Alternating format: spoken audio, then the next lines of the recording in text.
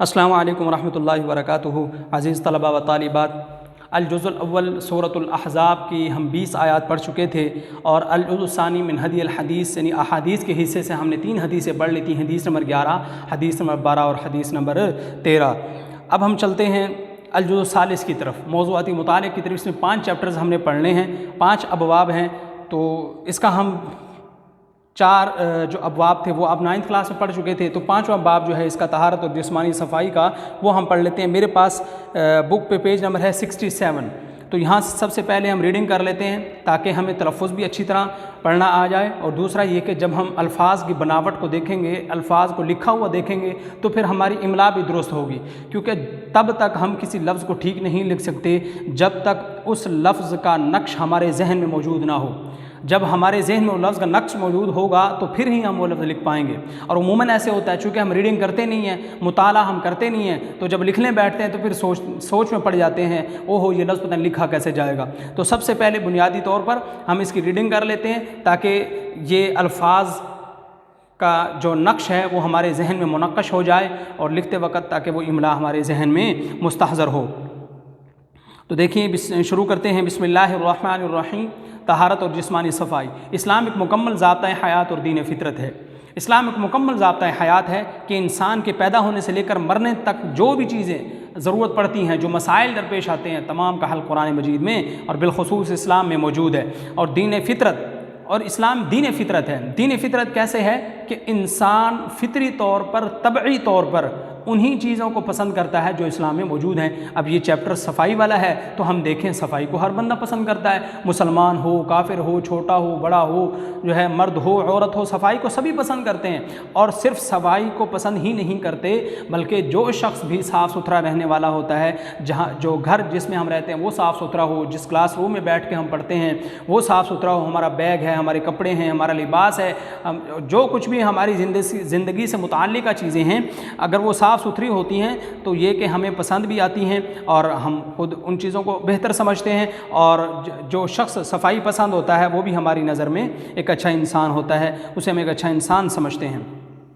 تو اس لیے دین فطرت ہے کہ فطری طور پر دین کے اندر وہی باتیں ہیں جو انسان ویسے ہی پسند کرتا ہے۔ اس کی بنیادی وجہ یہ ہے کہ دین اسلام کو اللہ نے بنایا ہے انسان کے لیے، اور انسان کو بنایا ہے دین اسلام کے لیے، تو اس لیے انسان کی فطرت میں دین اسلام ہی ہے۔ فطری طور پر انسان جو ہے وہ دین اسلام کے ساتھ الفت اور محبت رکھتا ہے، اور وہی چیزیں پسند کرتا ہے جو دین اسلام میں موجود ہیں۔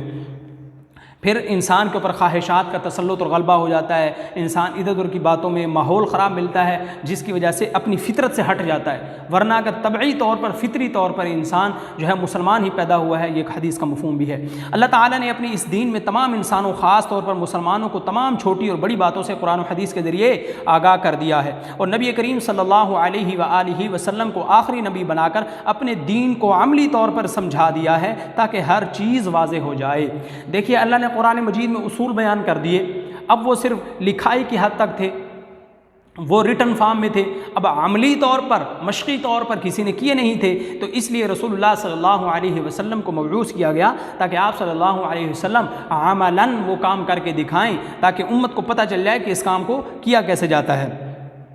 تو آپ صلی اللہ علیہ وسلم کو مبعوث کیا تاکہ دین لوگوں کو عملی طور پر پریکٹیکلی سمجھ آ جائے۔ چنانچہ طہارت و پاکیزگی کے بنیادی اصول بتا کر صرف ایک آیت قرآنی اور ایک حدیث پر اکتفا کیا جاتا ہے، یعنی کہ ویسے تو قرآن مجید میں بہت ساری آیات ہیں، بہت ساری احادیث موجود ہیں طہارت کے اور صفائی کے حوالے سے، لیکن یہاں پر ہمارے سبق کے اندر وہ کہتے ہیں ہم ایک آیت، یعنی 2 آیتیں سورۃ المدثر کی ذکر کر رہے ہیں، تو 2 آیتیں قرآن کی اور ایک حدیث ذکر کر کے کہتے ہیں ہم اسی پہ اکتفا کرتے ہیں۔ دیکھیے قرآن مجید میں وَثِيَابَكَ فَطَّهِّرْ وَالرُّجْزَ فَاهْجُرْ، اب یہ ابتدائی وحی کی جو ابتدائی وحی ہیں ان میں سے ایک یہ وحی ہے، اس میں اللہ تعالیٰ آپ صلی اللہ علیہ وسلم کو خطاب کر رہے ہیں وَثِيَابَكَ فَطَّهِرْ، کہ آپ اپنے کپڑوں کو پاک صاف رکھیں، وَالرُّجْزَ فَاهْجُرْ، اور آپ ناپاکی سے دور رہیں۔ اب دیکھیں طہارت 2 قسم کی ہے، ایک طہارت ہوتی ہے ظاہری، کپڑوں کا صاف ستھرا ہے، بدن کا صاف ستھرا رہنا، اور ایک ہے باطنی صفائی، کہ انسان کا دل ہر قسم کے گناہوں سے، ہر قسم کے جو ہے غلط چیزوں سے، باطل افکار سے، اس طرح کی اور جو غلط چیزیں ہیں ان سے پاک ہو، جیسے روحانی اور بیماریاں ہوتی ہیں، مثلا جھوٹ ہے، چغلی ہے، غیبت ہے، بد نظری ہے، بے پردگی ہے، اور اس طرح اور بہت سارے کام ہیں، حسد ہے، اور بہت ساری روحانی بیماریاں ہیں، انسان ان کو بھی پاک رکھے۔ اب ان دو آیات میں ان دونوں کا ذکر ہے۔ آیت نمبر 4 کے اندر وَثِيَابَكَ فَطَهِّرْ میں اللہ جسمانی صفائی کا حکم دے رہے ہیں، اور وَالرُّجْزَ فَاهْجُرْ کے اندر آپ اللہ تعالیٰ ناپاکی سے دور رہیں کا مطلب یہ ہے کہ آپ باطنی جو ناپاکی ہے، آپ دیکھیے اللہ تعالیٰ نے رسول اللہ کو تو مبعوث کیا تھا، یقیناً وہ پہلے سے ہی نبی کریم صلی اللہ علیہ وسلم پاک اور صاف تھے ہر طرح سے۔ چنانچہ ہم جب آپ صلی اللہ علیہ وسلم کی ابتدائی زندگی کا مطالعہ کرتے ہیں تو ہمیں پتہ چلتا ہے کہ آپ صلی اللہ علیہ وسلم بچپن کے اندر بھی کسی قسم کی گناہ کی مجلس میں یا انفرادی طور پر یا اجتماعی طور پر کسی گناہ میں آپ صلی اللہ علیہ وسلم شریک نہیں ہوا کرتے تھے۔ تو یہ آپ صلی اللہ علیہ وسلم کے ذریعے سے پوری امت کو خطاب ہے۔ آگے نبی کریم صلی اللہ علیہ وسلم کا فرمان ہے الطہور شطر الایمان، کہ طہارت و پاکیزگی ایمان کا حصہ ہے، یا اس کا دوسری طرح ترجمہ کیا جاتا ہے کہ صفائی نصف ایمان ہے۔ تو طہارت کے لغوی معنی پاک ہونے کے ہیں۔ اچھا یہاں پر ایک لفظ لغوی ہے، لفظ لغت سے ماخوذ ہے، تو یہ لفظ جو ہے لغوی نہیں ہے۔ عموماً ہم بعض اوقات ہم سے سہو ہو جاتا ہے، بھول کر کے ہم اس کو لغو پڑھ لیتے ہیں، تو یہ اچھی بات نہیں ہے، یقیناً معنی غلط ہو جاتا ہے، اور سننے والا جب سنے گا تو وہ یہ کہے گا کہ عجیب آدمی ہے، عجیب پڑھا لکھا آدمی ہے، اس کو لفظ کا تلفظ بھی نہیں آ رہا۔ تو طہارت کے لغوی معنی ہے پاک ہونے کے۔ آج کے دور میں صفائی کا خیال تو رکھا جاتا ہے اور شریعت کے اصولوں کو اپنائے بغیر عام غسل کرنے کو طہارت کے مفہوم میں لے آتے ہیں، حالانکہ طہارت کا شرعی مفہوم بالکل مختلف ہے، اور شریعت کے بتائے ہوئے اصولوں اور اس کے شرائط کے مطابق صفائی نہ کی جائے تو طہارت نہیں ہوگی، اور طہارت کے نہ ہونے کی وجہ سے کوئی عبادت بھی قبول نہ ہوگی۔ بالکل ایسے ہی کہ ہماری عبادات کا کی بنیاد ہے وہ طہارت ہے، کہ ہماری عبادات تب قبول ہوں گی جب ہم پاک صاف ہوں گے، ظاہری طور پر بھی باطنی طور پر بھی۔ جب صفائی ہوگی تو پھر عبادتیں قبول ہوگی، اور اس لیے پہلے عبادات کے مسائل کو جاننے سے پہلے طہارت کے مسائل کا جاننا بہت ضروری ہے۔ انسان کن کن صورتوں میں ناپاک ہوتا ہے، پھر اس وقت کیا کرنا چاہیے، اس کے پاک ہونے کی صورتیں کیا ہوتی ہیں، غسل تو فرض ہوتا ہی ہے، تو اور بھی بہت ساری جزیات ہوتی ہیں۔ تو مسائل یاد رکھیں کہ ہر بندے کی زندگی میں پیش آتے ہیں، ہر بندے کو مسائل درپیش ہوتے ہیں، مرد ہو، عورت ہو، چھوٹا ہو، بڑا ہو۔ تو انسان جب بالغ ہو جاتا ہے تو وہ شریعت کا مکلف ہو جاتا ہے، تو اس کے اوپر ہر قسم کی عبادت لازم ہو جاتی ہے، ہر قسم کی برائی اور گناہ کے کام سے بچنا اس کے لیے لازم ہو جاتا ہے، نیکی کے کام اختیار کرنا اس کے اوپر لازم ہو جاتا ہے۔ تو یہ جو مسائل ہیں پھر بالخصوص طہارت کے، جب یہ ہمیں درپیش آئیں گے تو پھر ہم کیسے جانیں گے؟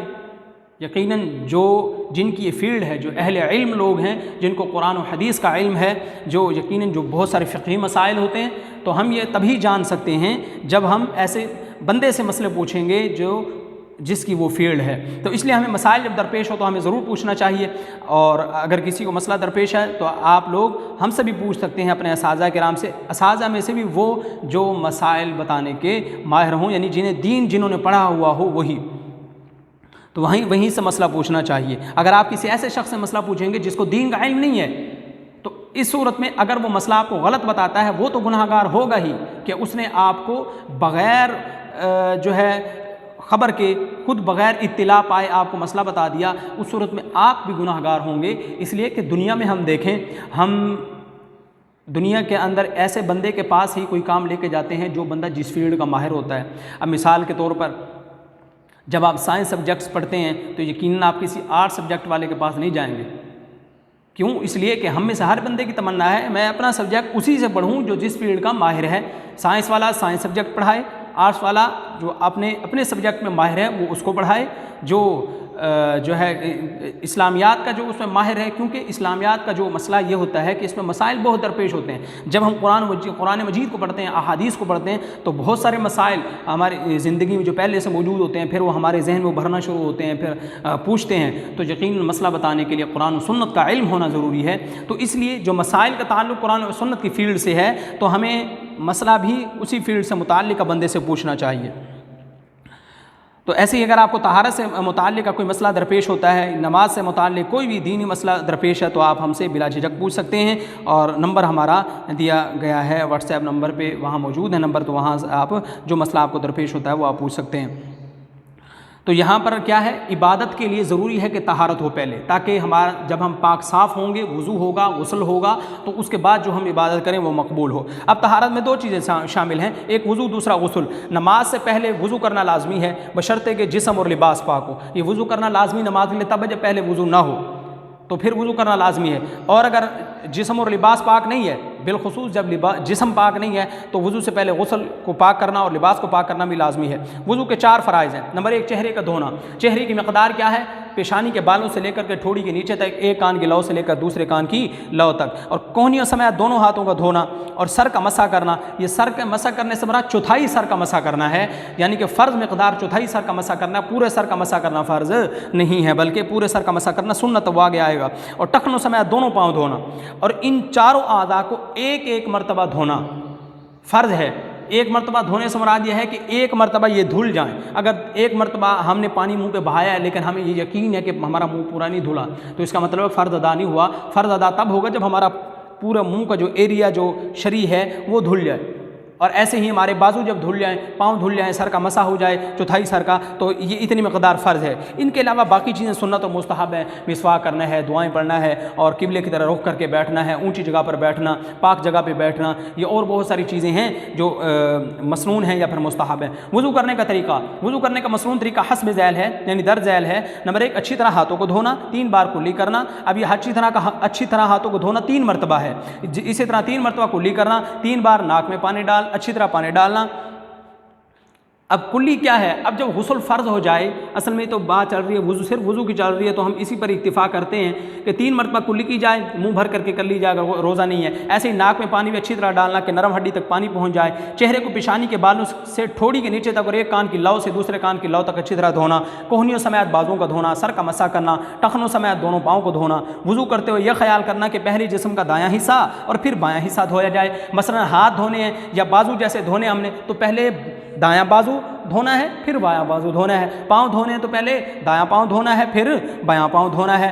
اب یہ غسل کا وضو کا مسنون طریقہ تھا، سنت کے مطابق ہر وضو کو 3 مرتبہ دھویا جائے گا غسل۔ اب یہاں پر ساری سنتیں نہیں لکھی گئی، کچھ رہ بھی گئی ہیں، جیسے مسواک کرنا ہے، دعائیں پڑھنا بھی ہے۔ اچھا، غسل، اور اردو زبان میں غسل کے معنی نہانے کے ہیں۔ اگر جسم پاک نہ ہو تو وضو سے پہلے غسل کرنا واجب ہے۔ علاوہ ازیں انسان کے، علاوہ ازیں یعنی اس کے علاوہ انسان کو صاف ستھرا رکھنے کے لیے نہانے کی ترغیب بھی دی گئی ہے۔ چنانچہ نبی کریم صلی اللہ علیہ وسلم نے جمعے کے دن غسل کرنے کو ہر مسلمان کے لیے مسنون قرار دیا ہے کہ جمعے کے دن غسل کرنا یہ سنت ہے، یعنی پاک صاف انسان رہے تاکہ۔ اسی طرح عیدین یعنی عید الفطر اور عید الاضحیٰ اور عمرہ اور حج کے لیے احرام باندھنے سے پہلے نہانے کو بھی اپنی سنت میں شامل کیا ہے۔ ان تمام موقع کی جمع ہے، ان تمام جگہوں پر نہانا بہتر اور مسنون ہے۔ اور کچھ صورتیں ایسی ہیں جو کہ آپ اپنے اساتذہ سے پوچھ سکتے ہیں یا تعلیم الاسلام جیسے کتابوں میں پڑھ سکتے ہیں جن میں غسل واجب ہے، اور اگر ان حالتوں میں غسل نہ کیا گیا تو انسان ناپاک رہے گا، اس کی عبادت قبول نہ ہوگی۔ یہ بڑی انہوں نے پیچیدہ بات کی ہے اور بڑی عمدہ بات کی ہے کہ بہت کچھ صورتیں ایسی ہیں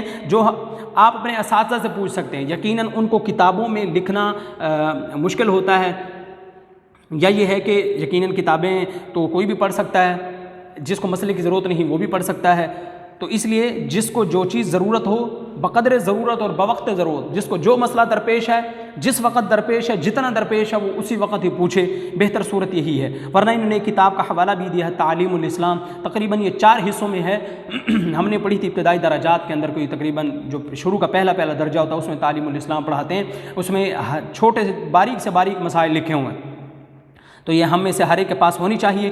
ورنہ اگر کوئی ایسا مسئلہ بھی ہوتا ہے جو کتاب میں لکھوا نہیں ہوتا تو ہم اپنے اساتذہ سے، متعلقہ جو ہمارے اساتذہ کرام ہیں، اور پھر میں کہوں گا جس کی فیلڈ دین والی ہے، جو قرآن اور حدیث کو جانتا ہے، جو ان کے مسائل سے آگاہ ہے، اسی سے مسئلہ پوچھنا ہے۔ ایسا نہیں ہے کہ جس نے بیچارے قرآن و حدیث سے جو واقف نہیں ہے لیکن وہ دوسری فیلڈ کا ماہر استاد ہے، اس سے نہیں پوچھنا، کیونکہ اس کی یہ فیلڈ دین والی نہیں ہے۔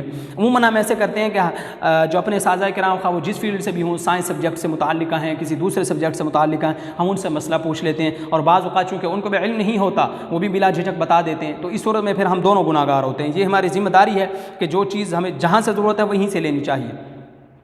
اب انہوں نے فرمایا کہ بہت ساری صورتیں ایسی ہوتی ہیں جن میں غسل واجب ہو جاتا ہے، اگر ان حالتوں میں غسل نہ کیا گیا تو انسان ناپاک رہے گا۔ بالکل طہارت کے مسائل بڑے ہی پیچیدہ ہیں، اور جیسے ہی جو مسئلہ ہمیں درپیش ہوتا ہے، جہاں بھی ہمیں کھٹک محسوس ہوتی ہے کہ یہ مجھے پوچھنا چاہیے، تو بلا جھجک پوچھیں۔ دیکھیے حضور صلی اللہ علیہ وسلم سے بڑی حیا کرنے والی اور کوئی ذات نہیں۔ قرآن مجید میں اللہ فرماتے ہیں ان اللہ لا یستحیی من الحق، اللہ تعالیٰ حق بات کہنے سے نہیں جھجکتے، نہیں شرماتے۔ قرآن مجید میں بہت ساری ایسے باتیں لکھی گئی ہیں، احادیث میں آپ صلی اللہ علیہ وسلم نے بہت سارے مسائل ایسے بیان کیے ہیں، جبکہ احادیث میں آتا ہے حضور صلی اللہ علیہ وسلم سے بڑھ کر با حیا ذات اور کوئی نہیں تھی۔ تو با حیا کا مطلب، با حیا ہونے کا یہ مطلب نہیں ہے کہ ہمیں جو مسئلہ درپیش ہم وہی نہ پوچھیں اور یہ سمجھیں ہمیں شرم آتی ہے، یہ بالکل غلط بات ہے۔ با حیا ہونے کا مطلب یہ ہے کہ جو چیز شریعت میں مذموم ہے، جس ٹاپک کے اوپر شریعت نے گفتگو کرنے سے منع کیا ہے، ہم اس پہ کبھی بھی نہ پڑیں، یہ ہے با حیا ہونے کا مطلب۔ تو ہمیں اس کا خیال رکھنا چاہیے۔ غسل کا طریقہ، نہانے سے پہلے ضروری ہے کہ جسم کا جو حصہ گندا ہے اسے دھو لیا جائے، کہ جسم کے جس حصے پر بھی جو گندگی لگی ہوئی ہے اس کو زائل کیا جائے۔ اس کے بعد اگر ہو سکے تو وضو کر لینا بہتر ہے، وگرنہ 3 بار اس طرح کلی کرنا کہ پانی حلق تک پہنچ جائے، یہ بھی سنت ہے۔ اور پھر ناک میں پانی 3 بار جہاں تک ممکن ہو آگے تک لے جایا جائے، آخر میں پورے جسم پر 3 مرتبہ پانی بہایا جائے اور جسم کا اچھی طرح مل کر صاف کیا جائے، اس طرح ملا جائے بدن کو۔ بہرحال مرد اور عورت کے لیے ضروری ہے کہ اس طرح نہائے کہ جسم کا کوئی حصہ اور کوئی بال خشک نہ رہے۔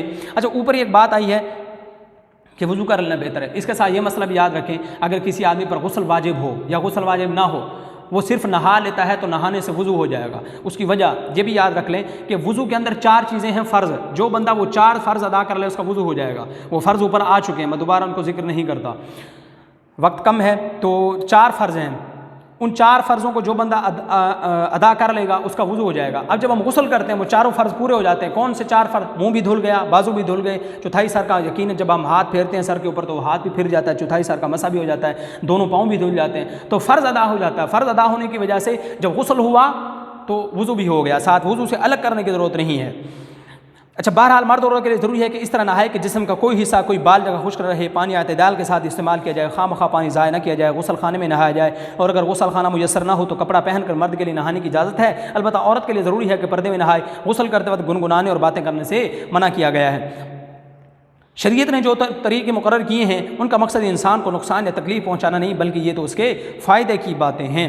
اور یہ یاد رکھیں کہ جسم کا کوئی حصہ خشک نہ رہے، ایک بال کی جڑ میں بھی اگر پانی نہ پہنچا تو ہمارا غسل نہیں ہوگا، اس لیے بالوں کی جڑوں تک پانی پہنچانا ضروری ہے۔ اور بالخصوص یہ کان کے اندر، جیسے یہ ہماری جگہ ہوتی ہے، عموماً یہ جگہ خشک رہ جاتی ہے تو پانی یہاں تک بآسانی نہیں پہنچتا، یا ایسے ہی جو ناف کے اندر ہے بل ہوتے ہیں وہاں پر پانی نہیں پہنچتا، پاؤں کی جو انگلیاں ہیں ان کے نیچے جو ہے اندیشہ ہوتا ہے کہ پانی وہاں نہ پہنچ سکے، تو اس لیے نہاتے ہوئے اچھی طرح بدن کو ملنا چاہیے تاکہ پانی وہاں پر پہنچ سکے اور ہمارا غسل ہو سکے شریعت کے مطابق۔ اور شریعت نے جو طریقے مقرر کیے ہیں ان سے مقصد انسان کو نقصان یا تکلیف پہنچانا مقصود نہیں بلکہ اس کا فائدہ ہے۔ ہر نماز سے پہلے وضو کرنے سے، اب سوال بورڈ کے اندر یہ آ جاتا ہے کہ طہارت کے فوائد لکھیں، 4 فوائد لکھیں۔ اب یہاں پر تقریباً 10 کے قریب فوائد ہیں، یہ میں آپ کو بتاتا جاتا ہوں اور آپ دیکھتے جائیں۔ دیکھیے، ہر نماز سے پہلے وضو کرنے سے نمبر 1 ذہنی جسمانی سکون ملتا ہے، نمبر 2 انسان صاف ستھرا رہتا ہے، نمبر 3 اس کی تھکاوٹ دور ہو جاتی ہے، نمبر 4 نہانے سے پورا جسم صاف ہو جاتا ہے، نمبر 5 صفائی کے باعث بیماریوں سے کافی حد تک محفوظ رہ جاتا ہے، نمبر 6 وضو کرنے اور نہانے سے ظاہری صفائی بھی حاصل ہوتی ہے اور روحانی بھی، عبادت اور کام کرنے میں بھی لطف آتا ہے، اس طرح عبادت بھی قبول ہوتی ہے اور کام کرنے کی صلاحیت بڑھ جاتی ہے۔ تقریباً یہ 10 فوائد لکھے ہوئے ہیں، تو یہ آپ نے اچھی طرح یاد کرنا ہے۔ اب یہاں پر جو سوال موجود ہے مشق کے اندر، یہ کل 5 سوال موجود ہیں۔ نمبر 1 قرآن و حدیث کی روشنی میں طہارت پر ایک مختصر نوٹ لکھیں، وضو کا طریقہ بیان کریں، غسل کرنے وضو کا طریقے سے مراد بھی وضو کا مسنون طریقہ، غسل کا مسنون طریقہ، طہارت کے بارے میں ایک آیت اور ایک حدیث بیان کریں۔ نمبر 5 طہارت کے فوائد، کیا فوائد ہیں؟ اب طہارت کے جو فوائد ہیں یہ پیج نمبر 68 کے آخری پہ 2 لائنیں، یہاں سے یعنی کہ پہلی لائن کے آخر سے شروع ہوگا کہ یا دوسری لائن سے اب لکھیں کہ ذہنی اور جسمانی سکون ملتا ہے، اور آخری 2 لائنیں، یہ 3 لائنیں آپ نے یاد کرنی ہیں، یہ آپ کا 5واں سوال حل ہو جائے گا۔ طہارت کے بارے میں ایک آیت اور ایک حدیث، آیت قرآن کی کیا ہے آپ اس کا ترجمہ یاد کر لیں کہ اپنے کپڑوں کو پاک رکھیں اور ناپاکی سے دور رہیں، حدیث الطہور شطر الایمان، صفائی نصف ایمان ہے، یہ آپ کے 4تھا اور 5واں سوال حل ہو گیا۔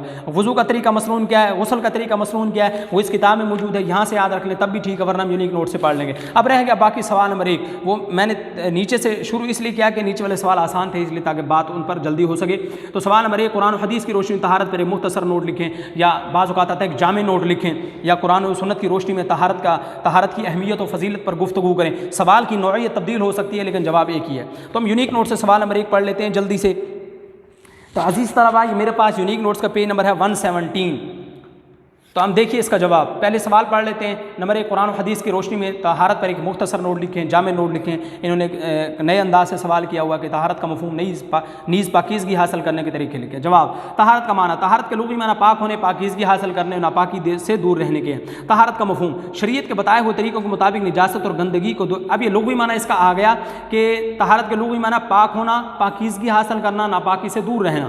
طہارت کا مفہوم، شریعت کے بتائے ہوئے طریقوں کے مطابق نجاست اور گندگی، نجاست بھی گندگی کو ہی کہتے ہیں، نجاست اور گندگی کو دور کر کے صفائی اور پاکیزگی حاصل کرنے کو طہارت کہتے ہیں۔ تو آپ سے سوال پوچھا جا سکتا ہے طہارت کا لغوی اور اصطلاحی معنی لکھیں، یا تو یہ شرعی مفہوم جو ہوتا ہے یہی اصل میں اصطلاحی معنی ہوتا ہے۔ تو طہارت کا لغوی اور اصطلاحی مفہوم یہ آ گیا۔ دین فطرت کا اصول بیان کریں، یہ سوال آپ سے آ سکتا ہے، تو اس ہیڈنگ کے ساتھ یہ جواب موجود ہے اس کا کہ اسلام دین فطرت مکمل ضابطہ حیات ہے، انسان کی تمام ضروریات کا خیال رکھتا ہے، انسان تمام صفائی پسند ہے، اس لیے اسلام نے تمام انسانوں کو بالخصوص مسلمانوں کو ظاہری اور باطنی صفائی کے تمام اصول بتا دیے، قرآن و حدیث کے ذریعے تمام چھوٹے اور بڑے مسائل سے آگاہ کر دیا، اور نبی کریم صلی اللہ علیہ وسلم کو آخری نبی بنا کر عملی طور پر ان تمام باتوں کو سمجھا دیا تاکہ کوئی دقت، پیچیدگی اور مشکل نہ رہے۔ طہارت کی تاکید، دنیا کہ ہر مذہب نے طہارت اور پاکیزگی کو پسند کیا ہے، اس کی تاکید بھی کی ہے، مگر جتنا زور اسلام نے دیا ہے کسی اور مذہب نے نہیں دیا۔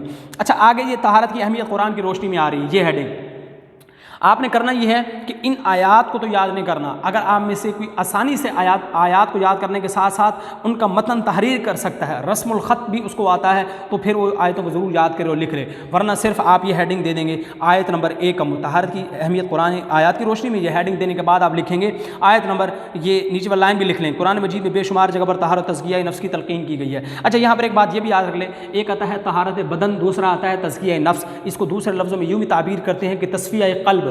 طہارت بدن ہوتی ہے ظاہری جسم کو پاک کرنا، تزکیہ نفس ہوتا ہے دل کو پاک کرنا، دل کی جو بیماریاں ہیں، چغلی، غیبت، حسد اور بد نظری وغیرہ وغیرہ بے شمار برائیاں ہیں اس کی بھی۔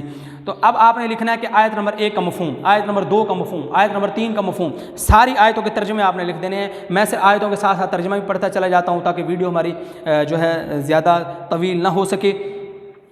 دیکھیے، بسم اللہ الرحمن الرحیم، یا ایھا المدثر قم فانذر وربک فکبر وثیابک فطہر والرجز فاہجر۔ ترجمہ، اے کپڑے میں لپٹنے والے میرے پیارے نبی صلی اللہ علیہ وسلم، اٹھیے، لوگوں کو ڈرائیے، اپنے رب کی بڑائی بیان کریں اور اپنے کپڑوں کو پاک رکھیے اور ناپاکی سے دور رہیے۔ نمبر 2، ان اللہ یحب التوابین ویحب المتطہرین، بے شک اللہ تعالیٰ توبہ کرنے والوں اور پاک صاف رہنے والوں سے محبت کرتا ہے۔ وَإِن كُنتُمْ جُنُبًا فَطَّهَّرُوا، اور اگر تم ناپاک ہو جاؤ تو نہا دھو کر پاکی حاصل کرو۔ فِيهِ رِجَالٌ يُحِبُّونَ أَن يَتَطَهَّرُوا وَاللَّهُ يُحِبُّ الْمُطَّهِّرِينَ، ان میں ایسے بھی لوگ ہیں جو پاک صاف رہنے کو پسند کرتے ہیں اور اللہ تعالیٰ پاک صاف رہنے والوں سے محبت کرتا ہے۔ ما يريد الله ليجعل عليكم من حرج ولكن يريد ليطهركم وليتم نعمته عليكم لعلكم تشكرون، اللہ نہیں چاہتا کہ تم پر کوئی تنگی رکھے بلکہ وہ تو چاہتا ہے تمہیں پاک صاف کر دے، تم پر اپنی نعمت پوری کر دے تاکہ تم شکر ادا کرو۔ انه لقرآن کریم فی کتاب مکنون لا یمسه الا المطہرون، بے شک یہ قرآن بڑی عزت والا ہے جو ایک محفوظ کتاب میں درج ہے، یعنی لوح محفوظ میں، جیسے صرف پاک لوگ ہی چھو سکتے ہیں، یعنی کہ قرآن مجید جو ہے اس کو بھی صرف پاک لوگ ہی چھو سکتے ہیں، بغیر وضو کے قرآن مجید کو ہاتھ نہیں لگایا جا سکتا۔ طہارت کی اہمیت احادیث کی روشنی میں، پہلے تھا آیات قرآنیہ کی روشنی میں، اب احادیث کی روشنی میں۔ نمبر 1، حدیث نمبر 1، حضور نے فرمایا الطہور شطر الایمان، صفائی ایمان کا حصہ ہے۔ حدیث نمبر 2، نماز جنت کی کنجی ہے، طہارت نماز کی کنجی ہے، یعنی نماز کی کنجی جنت کی کنجی نماز، اور نماز کی کنجی وضو، طہارت۔ اگر غسل ضروری ہے تو غسل پھر کنجی ہے، یعنی کہ جنت نہیں مل سکتی بغیر نماز کے، اور نماز نہیں ہو سکتی بغیر طہارت کے، وہ طہارت پھر وضو والی ہو یا غسل والی ہو۔ 4 چیز انبیاء کی سنت ہیں، حیا، نکاح، خوشبو لگانا، مسواک کرنا۔ مسواک بھی چونکہ منہ کو پاک کرنے کا آلہ ہے، اس لیے مسواک کا ذکر یہاں کیا گیا ہے، یہ حدیث یہاں لکھی گئی ہے۔ ایک دفعہ حضور اکرم صلی اللہ علیہ وسلم نماز پڑھا رہے تھے کہ آپ کو مشابہ لگ گیا، سلام پھیرنے کے بعد آپ نے فرمایا کہ ان لوگوں کا کیا حال ہوگا جو اچھی طرح پاکیزگی حاصل نہیں کرتے اور امام ان کی وجہ سے بھول جاتا ہے، یعنی جو لوگ مقتدی ہوتے ہیں، جماعت کے ساتھ نماز پڑھتے ہیں، اگر وہ وضو اچھی طرح نہیں کرتے تو ان کے وضو اچھی طرح نہ کرنے کا اثر امام پر پڑتا ہے۔ اس کی وجہ یہ ہے کہ جب سب لوگوں نے ایک بندے کو آگے اللہ کے سامنے کھڑا کیا ہوا ہے کہ اللہ یہی ہم میں سے سب سے ماہر ہے اور اسی کے پیچھے ہم نماز پڑھ رہے ہیں، تو یقینی طور پر جب پیچھے والے لوگوں کی کمیاں کوتاہی ہوں گی تو ان کا اثر امام پر بھی پڑے گا، تو اس لیے وضو اچھی طرح کرنا چاہیے۔ طہارت کے ذرائع، شریعت میں طہارت کے 2 ذرائع ہیں، وضو اور غسل۔ ان کے علاوہ کسی بیماری یا پانی کی عدم دستیابی، یعنی پانی کے نہ ہونے کی صورت میں تیمم بھی طہارت و پاکیزگی حاصل کرنے کا ذریعہ ہے۔ یہ تیمم کے مسائل الگ ہیں، جس کو درپیش وہ بعد میں پوچھ سکتا ہے۔ طہارت کی اقسام، یہ اچھا یہ 5 ہیڈنگ ہم پڑھ چکے یہاں تک، جو ہے پیج نمبر 118 تک۔ اب یہ 6ٹھی ہیڈنگ جو ہے یہ طہارت مکان تک جائے گی، اس کو آپ نے یاد نہیں کرنا، اگر جو یاد کر سکتا ہے احسن انداز سے وہ ضرور یاد کرے، لیکن یہ لازمی سب بچوں کے لیے نہیں ہے۔ یہ ہیڈنگ نمبر 6 آپ نے چھوڑ دینی ہے۔ ویسے ہم اس کو پڑھ لیتے ہیں کیونکہ فائدے کی باتیں احادیث ہیں اس کے اندر بھی اور اچھی باتیں ہیں، تو اس کو ہم ایک مرتبہ پڑھ لیتے ہیں۔ طہارت کی اقسام، طہارت کی 5 اقسام ہیں، اقسام قسم کی جمع ہے، اور اقسام نہیں ہوتا، اقسام ہوتا ہے، حمزہ کے اوپر زبر ہوتا ہے۔ نمبر 1 طہارت فکر۔ طہارت فکر سے مراد یہ ہے کہ فکر کو پاک رکھنا، یعنی کہ گندے خیالات سے پاک ہونا، غلط اور بری سوچ سے پاک ہونا، دوسروں کو دھوکہ دے ان کے بارے میں برا سوچنے خیالات کو ختم کرنا۔ طہارت اخلاق، ہر اس بری عادت کو چھوڑ دینا جس سے لوگ نفرت کرتے ہوں، طہارت اخلاق کہلاتا ہے، مثلا نفاق، جھوٹ، غیبت، حسد وغیرہ۔ اور یہاں پر صرف طہارت اخلاق سے مراد اس چیز کو نہیں چھوڑنا جس سے لوگ نفرت کرتے ہیں، بلکہ جس سے اللہ بھی جس کو پسند نہیں فرماتے وہ بھی اس میں شامل ہے۔ نبی کریم صلی اللہ علیہ وسلم اکثر دعا مانگا کرتے تھے، اللہم طہر قلبی من النفاق، اے اللہ میرے دل کو نفاق سے پاک کر دے۔ طہارت جسم، طہارت جسم مراد یہ ہے کہ جسم کو ناپاکی اور گندگی سے پاک رکھنا۔ آج کے دور میں صفائی کا خیال تو رکھا جاتا ہے، لوگ عام غسل کرنے کو ہی طہارت سمجھتے ہیں، حالانکہ شریعت کے بتائے ہوئے اصول و شرائط کے مطابق صفائی نہ کی جائے تو طہارت نہیں ہوگی، اور طہارت کے قائم نہ ہونے کی وجہ سے کوئی عبادت بھی قبول نہ ہوگی۔ اللہ کی عبادت کے وقت جسم، جگہ اور لباس کا پاک ہونا ضروری ہے۔ جسم کی صفائی سے روح کو مسرت حاصل ہوتی ہے اور انسان اور حیوان میں فرق قائم ہوتا ہے۔ یہ بھی یاد رکھیں کہ جیسے یہاں پر لکھا گیا شریعت کے اصولوں کے مطابق اگر ہم غسل نہیں کریں گے تو پھر ہمارا غسل نہیں ہوگا۔ عموماً کیا کرتے ہیں ہم، صرف بدن پر پانی بہانا تو ضروری سمجھتے ہیں، لیکن جب غسل فرض ہوتا ہے تو کوئی کلی نہیں کرتا صحیح طریقے سے، منہ بھر کر کلی کی جاتی ہے جب روزہ نہ ہو، اور ناک میں نرم ہڈی تک پانی پہنچایا جاتا ہے جب روزہ نہ ہو، ورنہ ناک میں پانی چڑھا مبالغہ نہیں کرنا چاہیے روزے کی حالت میں بھی، غرارہ کرنے میں بھی، کیونکہ ناک میں پانی چڑھاتے وقت روزے کی حالت میں اگر پانی حلق تک پہنچ گیا، یا کلی کرتے ہوئے غرارہ کرتے ہوئے اگر پانی حلق تک پہنچ گیا تو دونوں صورتوں میں روزہ فاسد ہو جائے گا، روزہ ٹوٹ جائے گا۔ اس لیے روزے میں احتیاط کرنی چاہیے۔ روزے کے علاوہ میں جو ہے وہ اچھی طرح غرارہ بھی کرنا چاہیے، کلی اچھی طرح کرنی چاہیے، اور ناک میں پانی بھی اچھی طرح چڑھانا چاہیے، ناک کی نرم ہڈی تک۔ اچھا، اس کے علاوہ اب اگر کوئی شخص غسل تو کر لیا، صابن بھی اچھے سے اچھا استعمال کر لیا، شیمپو بھی اچھے سے اچھا استعمال کر لیا، لیکن وہ غسل کے فرائض پورے نہیں کیے، تو چاہے یہ 1 گھنٹہ بھی نہاتا رہا تو اس کا غسل ادا نہیں ہوگا۔ اس لیے غسل کے مسائل انسان کو ضرور معلوم ہونے چاہیے۔ اور اس کے ساتھ ایک اور بات، عزیز طالبات اور بالخصوص عورتوں کے لیے یہ مسئلہ ہے کہ جب وہ غسل کرتی ہیں، اگر انہوں نے اپنے بال کھول کے وہ نہا رہی ہیں تب تو ٹھیک ہے، یقینی بات ہے، تب بھی ہر بال کی جڑ تک پانی پہنچانا ضروری ہے۔ لیکن اگر کسی نے اپنے بال باندھے ہوئے ہیں، ٹھیک ہے، اور وہ اسی طرح بندھے ہونے کی حالت میں غسل کرنا چاہتی ہے، تو یاد رکھیں ایسی صورت میں بھی بال کی ایک جڑ کے نیچے تک پانی پہنچانا ضروری ہے۔ اگر ایک بال بھی خشک رہ گیا غسل نہیں ہوگا، اس لیے بالوں کو کھول کر کے اچھی طرح جو ہے ایک بال کی جڑ تک پانی پہنچایا جائے، تاکہ دیکھیے ناپاک ہونا فطری طور پر یہ بھی اللہ کی طرف سے ہے، پاکی حاصل کرنا یہ بھی طبعی خصلت ہے، انسان کی خصوصیت ہے۔ تو اس لیے جب ناپاک انسان ہو تو شریعت کے مسائل کو جان کر کے انسان کو چاہیے کہ پاکی حاصل کرے۔ حدیث نبی صلی اللہ علیہ وسلم ہے، آپ صلی اللہ علیہ وسلم نے ایک صحابی سے فرمایا، ہمیشہ باوضو رہو، دونوں محافظ فرشتے تجھے دوست رکھیں گے۔ طہارت لباس، قرآن پاک میں ہے وثیابک وطہر، اپنے کپڑوں کو بھی پاک رکھیں۔ آپ صلی اللہ علیہ وسلم کا لباس اگرچہ سادہ اور پیوند دار ہوتا تھا، پیوند لگا ہوا ہوتا تھا، مگر صاف ستھرا پاک ہوتا تھا۔